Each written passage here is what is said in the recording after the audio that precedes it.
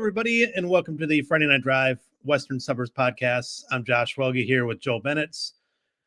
Recording here on Tuesday afternoon, a sort of a rainy, dreary, it's starting to become fall Tuesday afternoon. Joel, how you doing?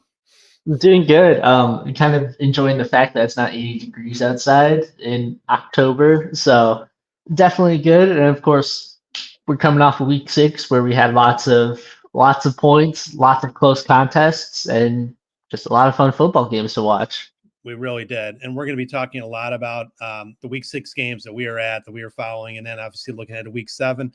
Before we get started, I just wanted to, just kind of send out a quick, we're thinking of you from all of our people at Friday Night Drive and myself to Rochelle, really fine junior football player, Dylan Manning. He suffered a head injury during Friday night's game against Morris, and he was transported to Loyola Hospital where he had surgery to remove pressure on his brain and remove a blood clot. Good news. It does sound like Dylan is making progress. I just saw a post from the football program yesterday that he's, awake and responsive. He's actually able to stand up now. So that's really good news coming out of a really scary situation from last Friday. Mm-hmm. I gotta agree, and I think Matt Rodewald yesterday kind of summed it up pretty perfectly. It's sometimes hard to remember that with these games, especially at the high school level, that these kids that are participating, they're still students. They've got families you're going home to, and it's kind of hard. And sometimes it's hard to remember that this is just a game, but things like this can happen. So obviously I'm very glad that Dylan Manning's doing a lot better now. But yeah, it was just a very scary situation. No doubt. But again, yeah, we're thinking about Dylan. We're thinking about his family and the entire Rochelle football program. So hopefully he continues to make progress coming back. Joel, I guess we're going to transition to the games. So we're at, and I tell you what, you've been treated to some pretty good outcomes. The last 2 Charles North Batavia game from week 5. It's kind of hard to top that, but Batavia Geneva 107th edition, pretty good itself. Yeah, I mean, it was only the second time in the 107 matchups where the two teams tied. Not two teams tied. The two teams went to overtime. The last time that happened was back in 2003. Obviously, I was 3 years old and not around and in a different state whenever the last time it went to overtime. So, but I got briefed really well by both Matt Rodewald and Paul Johnson from the Aurora Beacon News on that game about how rainy it was. Fairly, this one was a lot better of a overtime game, though. I mean, 24-21 victory for Batavia. After, of course, their 2 losses coming on the final place, they were very happy to be on the winning side of a close contest. But yeah, no, it's just a grinded out victory for them. And I mean, I've got to give props to Geneva for that effort as well. I mean, we talked about heading into this game how good their defense was, and holding a team like Batavia who went into the game averaging 36 points a game, I believe over 400 yards of offense per game, eliminating them as much as they did to just 3 scores and forcing them to overtime. I mean, it was a gutsy effort from both sides there. No doubt. I mean, obviously Batavia feeling much better about themselves after a couple of heartbreaking losses, including the one before. But man, you were there. I mean, I got to think Geneva is while nobody wants to be 3-3, they don't want to be 3-3 at this point. I mean, we go back to earlier in the year, that loss to Oswego kind of was sort of a head scratcher, like, what do they got? But I mean, since that time, they've only lost 2 games and lost 2 games by a field goal. So, yeah. If they can scratch together a couple more wins, get in the playoffs, I mean, I think they got to be feeling pretty good about themselves. Oh, they definitely got to be feeling good. I mean, this stretch of Duquesne conference play that they've been through has been the toughest that anybody's had to face. I mean, they faced all 3 of the top all three of the top teams in the Duquesne Conference standings right now: St. Charles North, Wheaton Warrenville South, and Batavia. They had to face all three of those in that stretch. Nobody else has done that yet, I believe. And I mean, they got Glenbard North next week. That's going to be another really good test for them. But I think they've got a really good shot of, winning out and making it to the playoffs. And I think the fun part about it too is that they're doing all of this with not just their starting running back, but their second string running back and their third string running back. All three of them are in crutches right now. Wow. So yeah, they've had to go through some adversity in these games, and they're still coming out. They're still being competitive the entire way. So the fight that they've had throughout these past couple of weeks has definitely been impressive, especially coming off of that Oswego loss in week 2. Yeah, no doubt. Game that I was at last Friday, also a good one. IC Catholic Prep playing at St. Francis. Those rivals, pretty bitter rivals, going back through several conferences that they've been a part of. Good one. IC Catholic comes on top, 35-28. Joel, it was a wild beginning. There were 6 touchdowns in the first 14 minutes of the game. Big plays all over the place, back and forth. But in the second, IC Catholic story for me that I saw is they have some young skill position players that are really good, that really rose to the occasion, particularly in the second half. Their quarterback, Nate Lang, who's a junior. He's not the biggest kid in the world, but, man, he can make plays with his arm and his legs. He threw for 4 touchdowns. He ran for 90 yards as well. And then they got a couple sophomore receivers, including Grant Bowen. His dad, of course, is Matt Bowen, who's IC Catholic's assistant coach, and he also played at Iowa and then played in the NFL. He's now an NFL analyst. It's funny, the day after I covered his game with his son, then I got a notification with Matt Bowen's fantasy football suggestion. So it's sort of like worlds colliding there. But Grant Bowen, a really good receiver. He caught 2 touchdown passes in that game, including the go-ahead one. He's a kid that people want to keep an eye on. He's 6'4", 200 pounds. He just got offers last week from Illinois, Iowa, and Purdue. I think Northwestern offered him as well. They had some, like I said, some really nice young players. That was a big win for them, getting their 4th win. They're in pretty good shape to get back to the playoffs. And, man, they get in that 3A bracket. I don't want to see them. Yeah, I mean, they've got I think we've touched on this before about how, every single year it seems like in Class 3A there's like one Catholic team or Catholic League team that always, has that sort of run, and it's a team that nobody wants to face in that 3A bracket. I'm just hoping that this year it's not IC Catholic versus Byron in the second round. Yeah, that would be unfortunate. I mean, chances are those 2 teams will lock horns eventually. I mean, I covered them a few years ago in a playoff game, a really good playoff game. So, we'll see. But a very good win for IC last week. Another very good win for another school located in Elmhurst. York going on the road, beating Hinsdale Central. Man, Henry Duda, wow, what a game for that kid. Over 200 yards rushing. I think he had almost 100 yards receiving. He had 3 touchdowns. But York, I mean, they had that overtime game week 1 where they lost to Glenbrook South. And then they sort of like went under the hood for several weeks as they played sort of weaker competition. But this is the beginning of a gauntlet of a stretch run. A very big win for them going on the road, beating Hinsdale Central. Yeah, we'll see. They're going to be a team we're going to definitely be following quite a bit over the next month. Yeah, for sure. I mean, we kind of touched on it a couple of weeks ago, how it's like we've been all talking about Glenbard West, Right. Downers Grove North, Lions, and Hinsdale Central, and we're like, we haven't talked about York a whole lot this year, but they kind of reintroduced themselves with that win against Hinsdale Central, being like, hey, we're still here. We're still the reigning Class 8A runner-up. Yeah, we're still good. So it'll be interesting to see if they can keep that momentum up as, of course, the weeks go on in the West Suburban Silver there. They got some big ones coming up that we'll talk about later in the podcast. So, good win for York last Friday. Good win for Canelan last Friday, Joel. I mean, we make our picks every week. We sometimes do it collaboratively between different writers. And I'll be honest, I know last week our colleague Eddie Carifio, he really wanted to pick Canelan in that game. And Seuss and myself and maybe you, I mean, I was like, I need to see it to believe it, because they hadn't beaten Sycamore in like 7 years. Mm-hmm. I'm a believer now. I mean, Jalen Carter back from missing most of the game against Morris. Big game for them. That was a really good win from Kalen, and it wasn't like it was a down to the wire. They won pretty convincingly.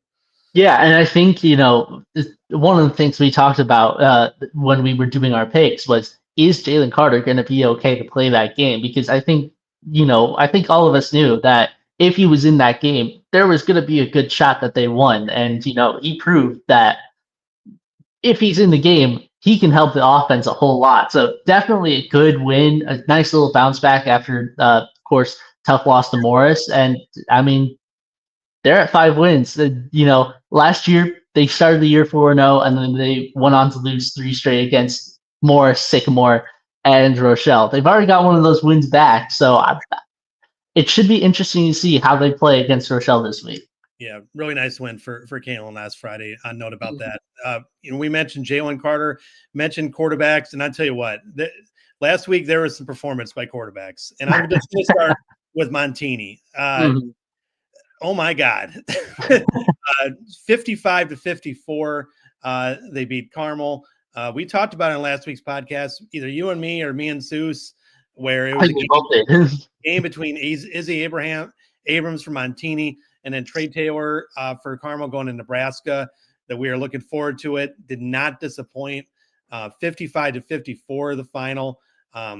Izzy Abrams threw for 600 yards. I mean, there's some quarterbacks in some office in the state that probably won't throw for 600 yards an entire season, and he did it in one game.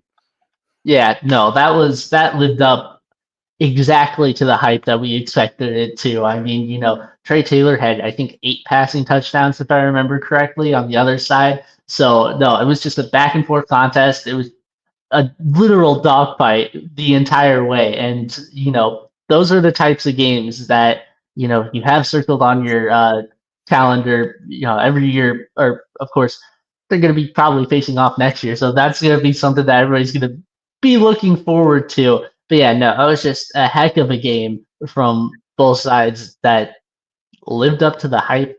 Absolutely. Yeah. And Montini, now one of 2 undefeated teams left in the CCL, ESCC, Mount Carmel, the other one. It came down to a 2-point conversion. And interesting, I was thinking about it. Montini has won, I believe, 3 games in the last 10 or so that came down to a 2-point conversion stop at the end. They did it against Byron last year in the second round of the playoffs. I was there for that one.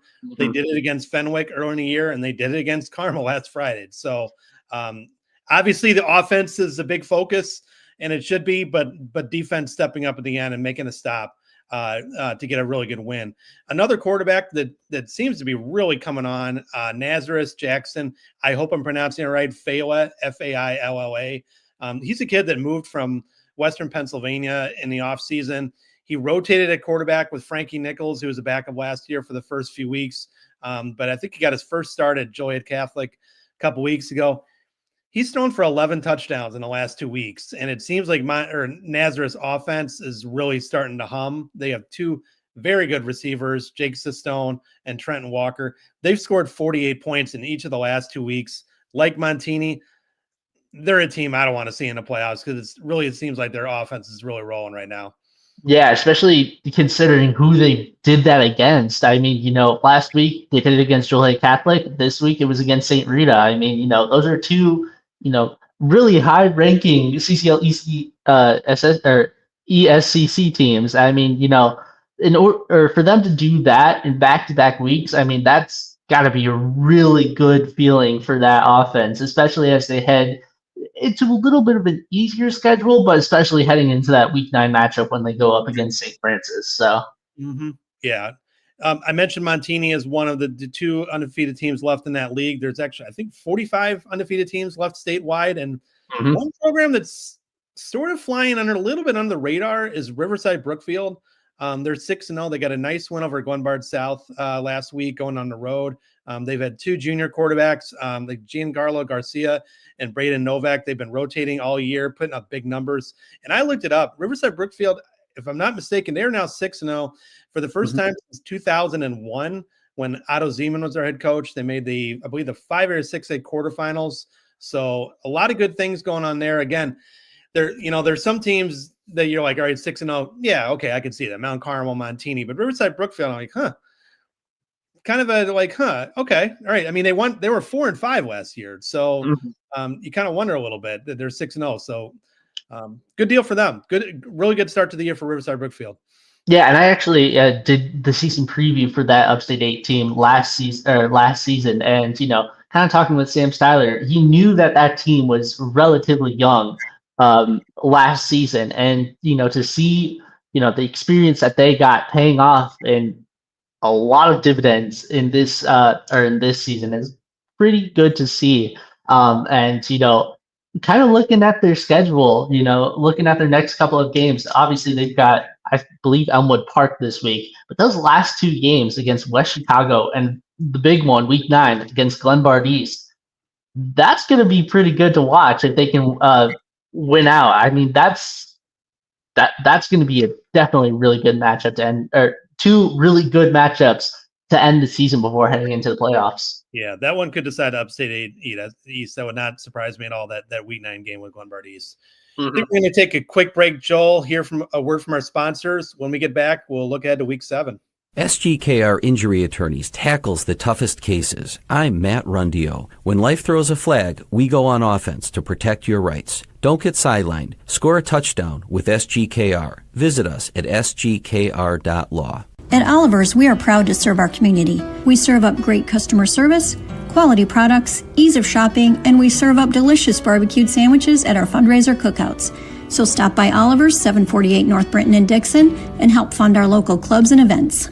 In Illinois and into Iowa, the story of Shaw Media is a story of trust. Since 1851, we've been informing, connecting, and reflecting the communities we serve, large and small, rural and urban, suburban, and river towns alike, with dozens of local newspapers, radio stations, magazines, and specialty brands like Friday Night Drive and Starve Rock Country. We meet people wherever they are. We shine a light on local government. We celebrate Friday night touchdowns. We tell the stories that shape your day, from neighborhood heroes to the Chicago Bears. But what truly sets us apart? It's our people. The award-winning journalists, broadcasters, and storytellers who live here, work here, and care deeply about what matters most to you. We don't just report the news. We're part of the fabric of the places we serve, from the Mississippi to the Illinois, from the Fox all the way to the chain of lakes. Trusted for generations, still earning it every day. Shaw Media, your most trusted local source. Back here on the Western Suburbs podcast, and Joel, we look ahead to week 7. And I said before the break, I was talking about a team that's 6-0 that might be flying underneath the radar with Riverside Brookfield. Another one that we've talked about on this pod, probably not flying under the radar with us because we've talked about them a few times, is Yorkville. They're 6-0 for the first time since 2019. Again, like Riverside Brookfield, a team that went 4-5 last year and missed the playoffs, but now they're 6-0. And it's funny, I was talking to their coach, Dan McGuire, on Monday night for my Kendall County notebook. That spoiler alert is out this afternoon. And I told him, I'm like, yeah, you're 6-0 now. I mean, AP's got him ranked in 7A. I think I saw a Chicago newspaper that had him ranked in the top 25. I'm like, what do you think about that? And he's like, he didn't want to, he likes to be like flying underneath. He doesn't like the attention. He likes the under the radar stuff. But man, they've been really good.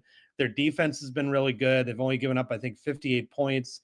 TJ Harlan, their senior running back, rushed for over 100 yards for the third time last week. Their senior quarterback, Jack Beetham, who I probably jinxed last week because I said in my preview had not thrown an interception all year, and he threw his first one last week. But they're just, they win with defense. They got a good running game, and they got a good veteran quarterback. And that's a really good formula for success. They go on the road this week to Oswego East. Should be one of their biggest tests of the year, and biggest test certainly the rest of the year.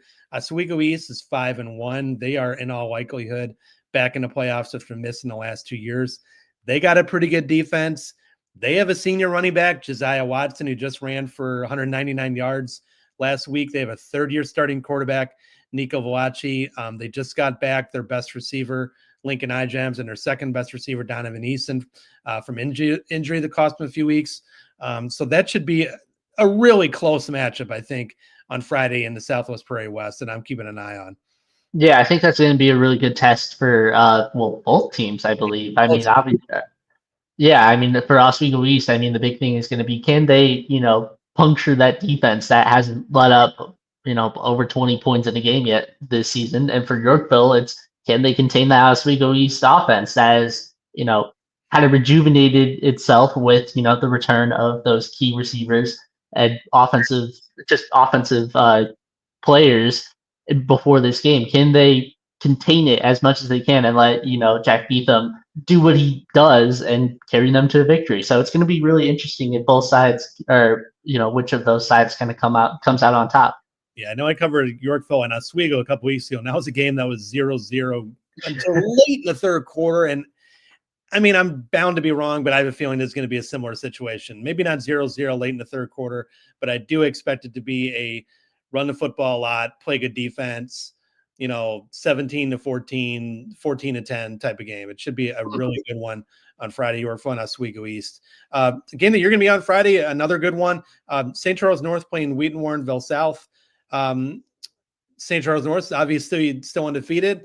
They had, kind of a tough game with St. Charles East last Friday, to be honest with you. And Wheaton South, they come off of a 14-0 win over Wheaton North. What do you make about that game?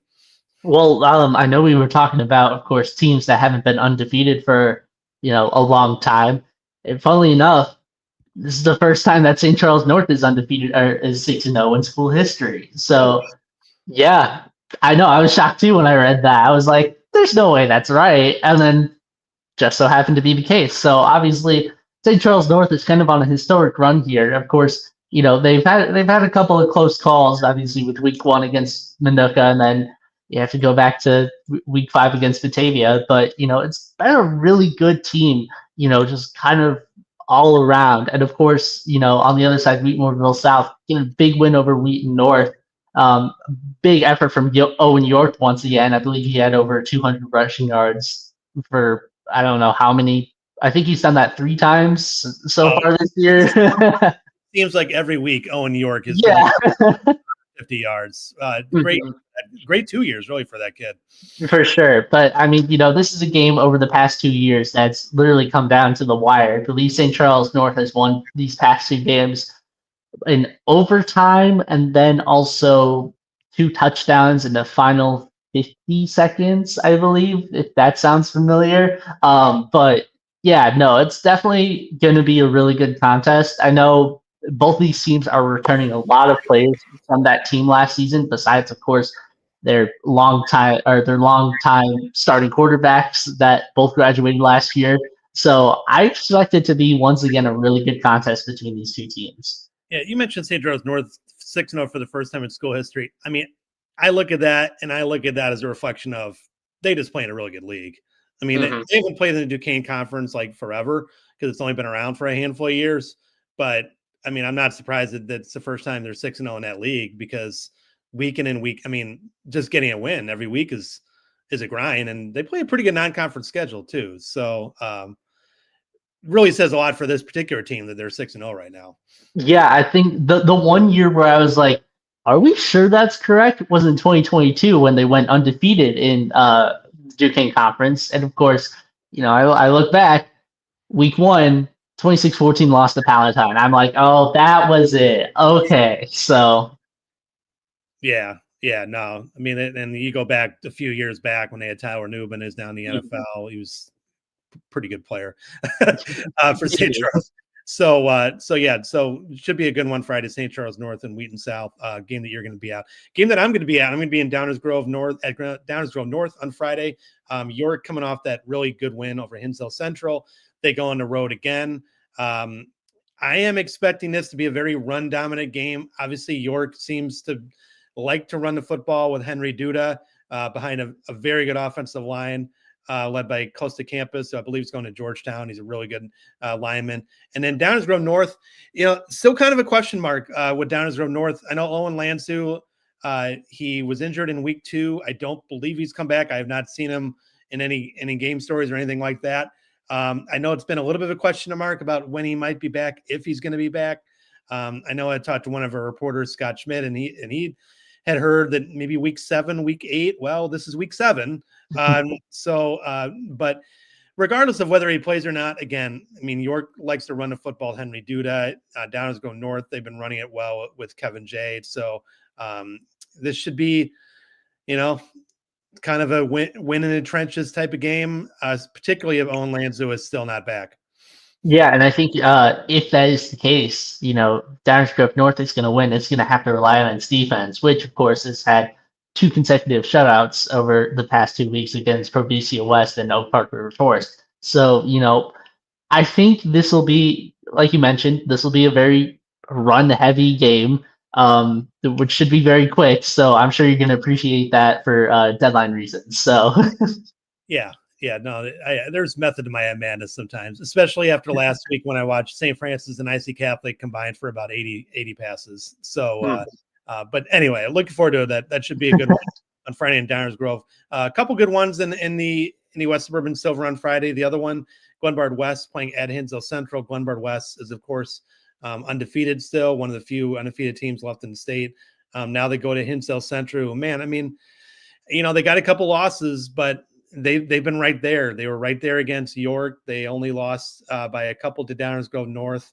But this will be a big test for Hinsdale Central with Glenbard West coming in, because Glenbard West seems to have it really rolling.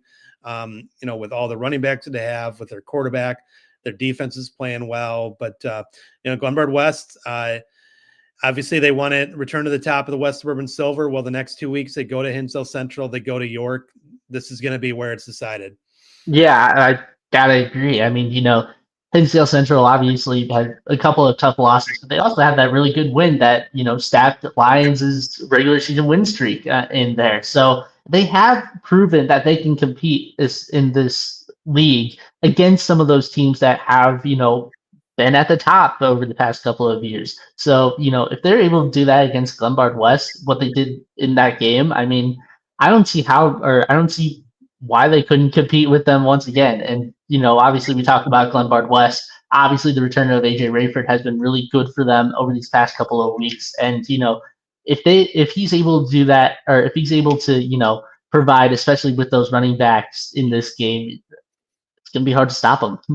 Yeah, it really is. They've really been rolling. They've had so many good wins so far this year, and they still got Hinsdale Central and York on their schedule. I mean, man, to be 6-0 with the schedule they played, that's some pretty good work being turned in by the Hilltoppers. So another good game on Friday.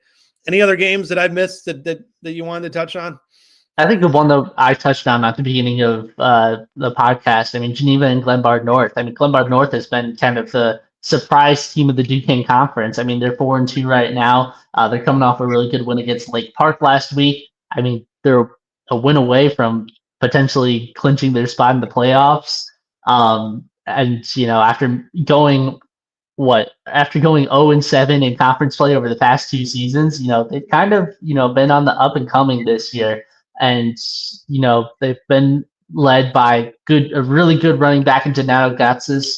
And Geneva has proven that they can stop the run. So, it's going to be a good test to see if they can stop the run again, and if they go with the passing game in that game, which they have proven to have a couple of good passing performances, especially against Batavia, if they can stop that as well. So I'm really interested to see, the outcome of that game, especially with both of those teams really needing a win to get their playoff chances up. Yeah, one more game that I'm keeping an eye on Friday back in the Catholic League is Bennett playing at Fenwick. Bennett coming off of a tough loss to St. Patrick last week to drop them to 3-3. They're in position where they still need a couple wins likely to get to the playoffs. They got Nazareth coming up in week 8. So, man, that's one that I don't know if you can count on as a win. They got DePaul Prep in week 9, which DePaul Prep's, they're definitely down from last year when they won state, which really makes this the key game for Bennett, and a tough one at that, having to play Fenwick, who's 5-1, a really good team. But that's going to be one of those games, and there's going to be a lot of them, not only this week, but week 8 and week 9, where there's going to be a team that's like 3-3 or 4-3, 3-4. They're like, we got to get this one. And for Bennett, I think I think this is the one for them that they need to beat Fenwick, which will be difficult to do because Fenwick is a very good team. Yeah, I mean, you never want to kind of trust or put the trust in your entire season on beating a team like Nazareth. So this is a very important game for Bennett this week. No doubt. And Bennett's been in that situation, I think, not last year because he made the playoffs, but there was a couple years prior to that. I think back-to-back years where they had to play Nazareth in week 9, and they lost both times because Nazareth is really good. And Nazareth went to the playoffs in one state, and Bennett didn't go to the playoffs. So we'll see. Big game for Bennett Friday. Big game for a lot of teams. So, yeah. Anything else before we put a bow on it? It's just, it's week 7 for a lot of these teams. This is a very important week for them. So should be interesting to see. No doubt about that. A lot of good stuff coming up on Friday. A lot of good stuff for Friday Night Drive. I mentioned playoff stuff like that. We have our playoff outlooks where we kind of look at every market that we cover and what teams need to do to make the playoffs and where they're at. So you want to keep an eye on that. I will be back actually later today with Steve Susi as we record our week 7 preview podcast. Of course, Steve also records with Mason Schweizer. Talk a little Kankakee area football. Big game for that actually in this area. Bishop McNamara coming up to Wheaton Academy. Big one in that league. And then, of course, JT Penalty and Eddie Carriffio, their South and West podcast on Thursday. Ethan tells me they'll be talking about Kalen Knights in that podcast as well. Then, of course, Steve is back with Matt Rodewald on Friday night. We're going to get out of here. But again, for Joe Bennett, I'm Josh Welge. Everyone have a great week and a great week 7.